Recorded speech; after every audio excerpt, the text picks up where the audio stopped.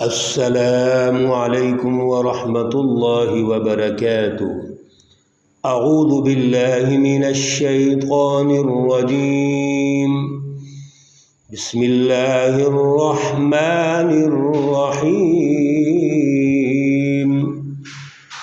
وما خلقنا السماوات والأرض وما بينهما إلا بالحق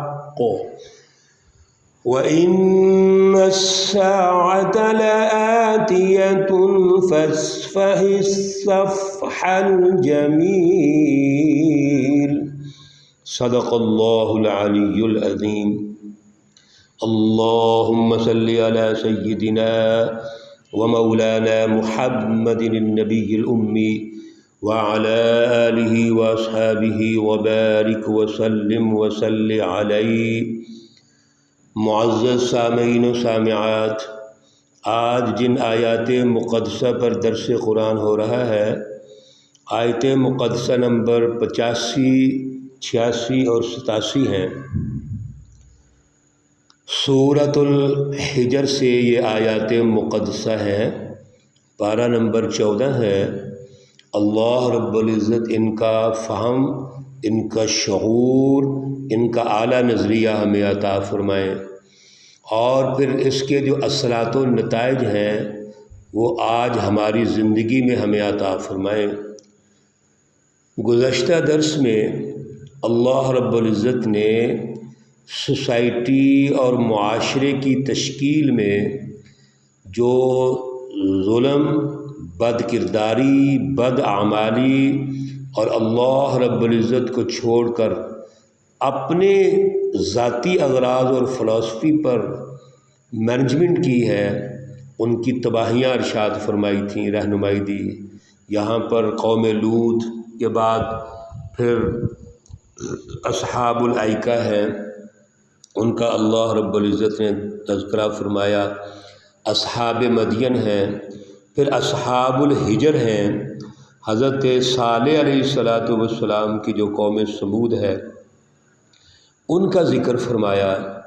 اور سارا یہ ذکر ارشاد فرمانے کے بعد جو اہم نقطہ ہمیں یاد رکھنا چاہیے وہ یہ تھا کہ یہ جتنے بھی بڑے بڑے بظاہر وہ طاقتور تھے، مکانات تعمیر کرنے والے تھے، پہاڑوں کو تراش کر بڑے بڑے خوبصورت عمارتی سسٹم قائم کرنے والے تھے، لیکن جب انہوں نے اپنے معاشرے کی تشکیل اپنی مرضی سے کی، اللہ رب العزت کی رہنمائی کو ٹھکرا دیا، انبیاء کی رہنمائی کو ٹھکرا دیا، حزب اللہ اور سچی جماعتوں کا مذاق اڑایا، ان کا ساتھ دینے کی بجائے ان کی مخالفت کی، اور صرف مخالفت نہیں کی بلکہ ان کے دشمن بن کے ان کو ختم کرنے کی کوشش کی، مقابلے پہ اتر آئے اور ان کو قتل کرنے کی کوشش کی۔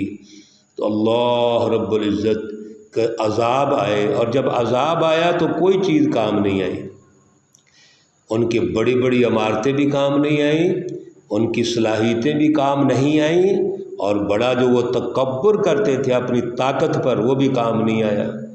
آج اللہ رب العزت نے آیت مقدسہ نمبر 85 اور 86 میں بڑی اہم رہنمائی ارشاد فرمائی حضور نبی اکرم صلی اللہ علیہ وسلم کو، اور ایک پالیسی شیٹ جاری کر دی کہ انبیاء علیہم السلام اور سچی جماعتیں جو ہیں انہوں نے کرنا کیا ہے۔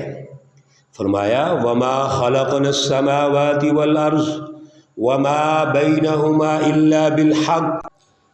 ایک بات تو یہ سمجھ لیجئے کہ آسمانوں اور زمین کی جو تخلیق ہے، وما بینہما، اور جو اس کے درمیان ہے، یہ فضول نہیں ہے، الا بالحق، یہ ایک حکمت کے تحت ہے۔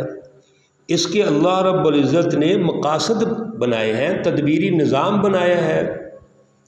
ہم سمجھتے ہیں جو عقل نہیں رکھتے کہ آسمان ہے، یہ زمین ہے، اللہ نے پیدا کیا ہے اور یقیناً اللہ نے پیدا کیا ہے، اور بس رک جاتے ہیں۔ نہیں، بلکہ اس کا باقاعدہ ایک تدبیری نظام ہے، حکمتیں ہیں اس میں، اللہ رب العزت نے اس کی حکمتیں جو اور مختلف جگہوں پر ارشاد فرمائیں وہ یہ ہے کہ اللہ نے آسمان پیدا کیے، زمین پیدا کی، اور اس میں وسائل قدرت، وسائل رزق، اور اللہ رب العزت نے اس کائنات اور سوسائٹیوں کی مینجمنٹ کے لیے بے شمار نعمتیں رکھی ہوئی ہیں جن کو تلاش کرنا ہے، جن پر غور و فکر کرنا ہے۔ تو یہ لوگ سمجھتے نہیں ہیں اس کائنات کے مالک تو اللہ ہیں۔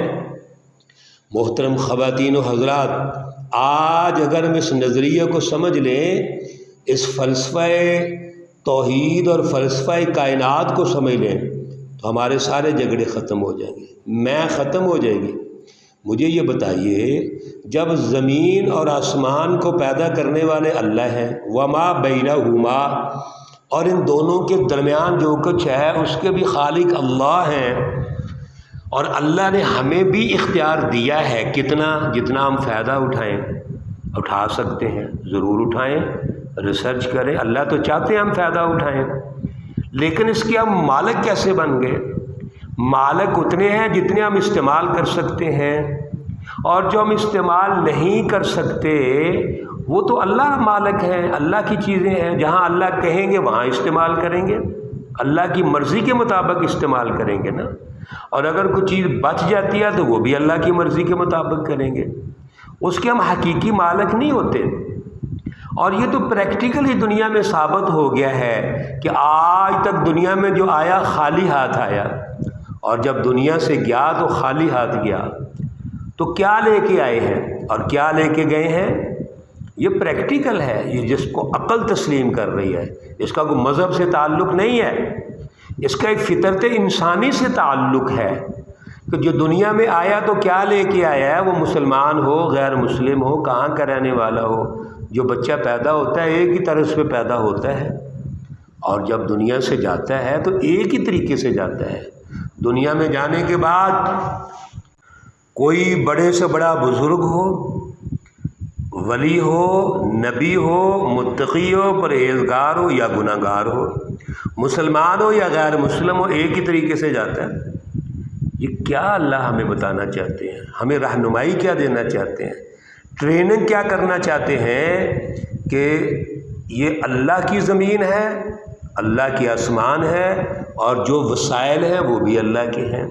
ہاں، ان وسائل کی مینجمنٹ کا ہمیں اختیار دیا ہے عدل کی بنیاد پہ، انصاف، مساوات اور انسانی حقوق کی بنیاد پہ۔ اس لیے اللہ فرماتے ہیں ان ربک هو الخلاق العلیم۔ توجہ رکھیے ذرا، اللہ رب العزت پیدا کرنے والے ہیں اور جاننے والے ہیں، یعنی جو اللہ نے اس کائنات کو پیدا کیا، کائنات میں اللہ کی مخلوقات ہیں، اور ان مخلوقات میں جو تمام مخلوقات کا دلہا ہے، مرکز ہے، اللہ کا جانشین ہے، وہ انسان ہے۔ تو اللہ رب العزت نے یہ ساری مخلوقات کائنات سمیت ایک تدبیری سسٹم کے تحت پیدا کی ہے، اس کا ایک سسٹم بنایا، تدبیری نظام بنایا ہے۔ انسان کو اللہ نے عقل جیسا ملکہ عطا فرمایا، اختیارات دیے، غور و فکر کی صلاحیت دی، جدید ایجادات کا اللہ نے ان میں ملکہ عطا فرما دیا ہے۔ اب یہ اللہ نے نظام بنایا ہے نا سارا، ہم کون ہوتے ہیں پھر؟ اس لیے ہم نے جو نظام سوچنا ہے یا ترتیب و تشکیل کرنی ہے وہ اللہ کی رہنمائی میں کرنی ہے، اور وہ کیا ہے؟ عدل کا نظام، انصاف کا نظام، انسانی حقوق کا نظام، بلا لحاظ رنگ و نسل پوری انسانیت کے لیے ایک ہی طرح کا نظام قائم کرنا، اور اللہ رب العزت کی اس کائنات میں ریسرچ کر کے، غور و فکر کر کے اللہ کی نعمتوں کو تلاش کرنا، اپنے لیے، اپنی عوام، اپنے ملک، اپنے بھائیوں کے لیے اور پوری انسانیت کے لیے مفید بنانا۔ یہ ہے اللہ کی رضا، یہ ہے اللہ کی منشا، اور جب اس طرح کا نظام ہوگا پھر اللہ کی برکات آئیں گی، اللہ کی رحمتیں آئیں گی، اللہ اور ہمیں دیں گے۔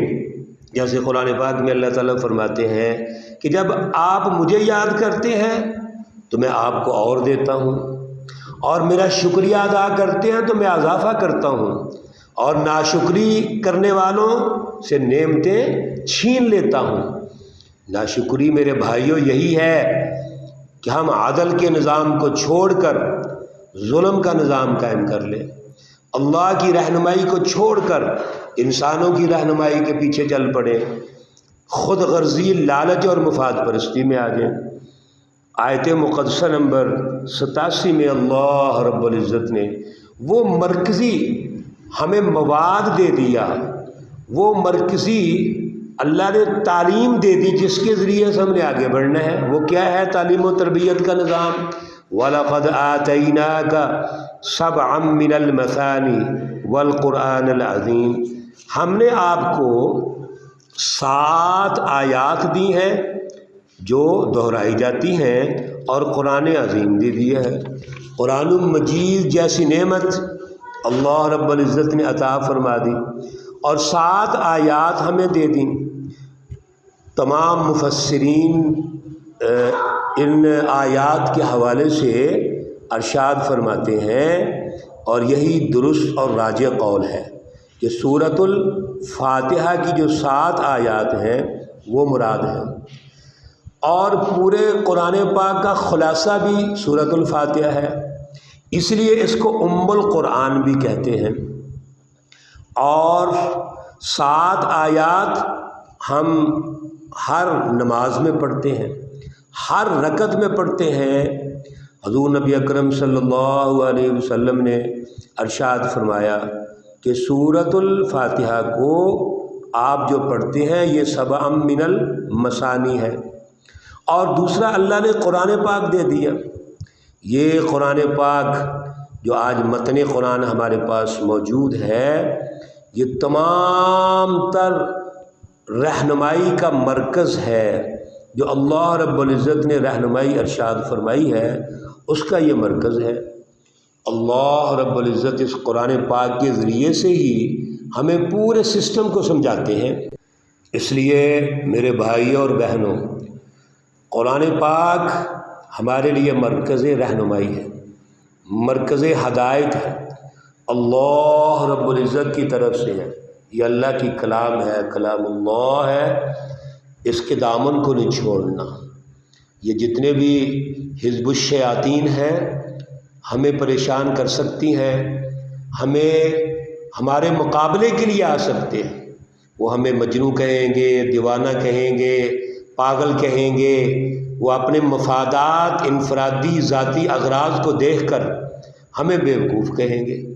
صحابہ کرام کو یہ بیوقوف کہتے تھے، اللہ رب العزت کو برداشت نہیں ہوا، اللہ نے فرمایا الا انہم ہم السفہاء، بیوقوف صحابہ کرام نہیں ہیں، حزب اللہ بیوقوف نہیں ہوتی، بیوقوف یہ ذاتی اغراض والے فراڈیے 2 نمبر، یہ بیوقوف ہیں۔ اس لیے حضور نبی اکرم صلی اللہ علیہ وسلم سے جو رہنمائی ملی، حزب اللہ اور سچی جماعتوں سے رہنمائی ملی ہے، وہ یہ ہے کہ قرآن پاک کے دامن کو نہیں چھوڑنا، اس سے رہنمائی لینی ہے، ہر دور میں آگے بڑھنا ہے۔ آج بھی یہی رہنما ہے، قیامت تک رہنما یہی ہے۔ اللہ رب العزت ہمیں سچی رہنمائی قرآن پاک سے لینے کی توفیق اور صلاحیت عطا فرمائے۔ اللہ رب العزت تمام مرحومین و مرحومات کو جنت الفردوس میں اعلیٰ مقام عطا فرمائے۔ اللہ رب العزت تمام بیماروں کو شفائے کاملہ عاجلہ مستمرہ عطا فرمائے۔ اللہ رب العزت تمام پریشان حالوں کی پریشانیاں دور فرمائیں، جن کے انفرادی، ذاتی، جاب کے، کاروباری مسائل ہیں، اللہ تعالیٰ ان کی بھی حفاظت فرمائیں، ترقی عطا فرمائیں، نظر بد سے بچائیں، اپنی خاص رحمتیں اور برکتیں نازل فرمائیں۔